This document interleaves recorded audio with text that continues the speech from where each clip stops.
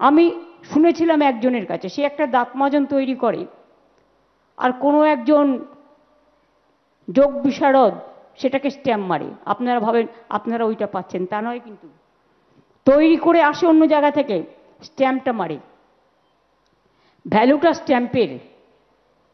এখান থেকে ব্যাগ তৈরি হয়ে চলে যাচ্ছে, আপনি কিনছেন 50,000 60,000, আর আমি ইচ্ছা করে দাম করবার জন্য সেদিনকে 3-4টে ব্যাগ কিনলাম।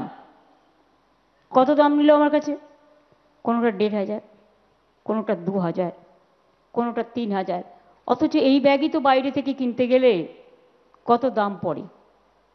বাংলার শাড়ি 300 থেকে শুরু করে, ওখানে ইন্ডিয়ান সিল্ক হাউসকে দেওয়া হয়েছে, বসাককেও দেওয়া হয়েছে, তন্তুজাও আছে, মঞ্জুষাও আছে, খাদি গ্রামোদ্যোগও আছে, টয় শপ একটা করব, এছাড়াও 2টো ফ্লোর লেদারের জিনিস।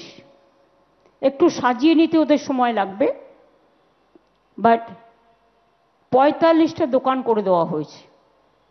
পুজোর সময় যদি দেখেন এখানে ওখানে বেশি ভিড়, চলে যাবেন, একেবারে ঘুরে চলে আসবেন। আবার ওখানে কাফেও আছে, রেস্টুরেন্টটা বেশ বড়। আমি যখন যাচ্ছিলাম বেশ খাবারের গন্ধ পাওয়া যাচ্ছিল। এখানেও যেমন এখন একান্তে, অজান্তে, এগুলো সবই আমার দেয়া নাম। এখানেও আছে রূপর্ণর পাশে একান্তে, কিছু না হলেও 1000টার নাম আমার দেওয়া আছে। মিলিয়ে মিশিয়ে। তার কারণ অনেক নাম তৈরি করে দিতে হয়,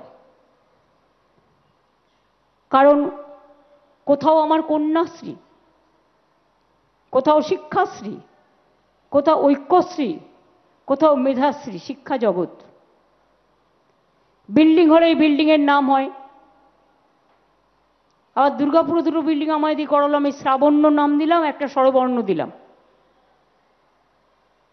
এরকম অনেক জায়গায় ছড়িয়ে ছিটিয়ে আছে। আবার উত্তরবঙ্গে যেটা হয়, উত্তরবঙ্গের পরিবেশ দেখে আবার অনেক বিশিষ্ট রাস্তা হয় বিশিষ্ট মানুষের নামে,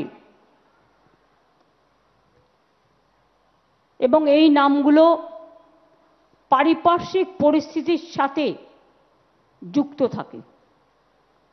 তাই পরিবেশ দেখে এবং প্রোগ্রাম দেখে নামগুলো দিতে হয়। আজকে আমি খুশি যে এখানকার সাধারণ মানুষের জন্য আরও কিছু কাজ হলো।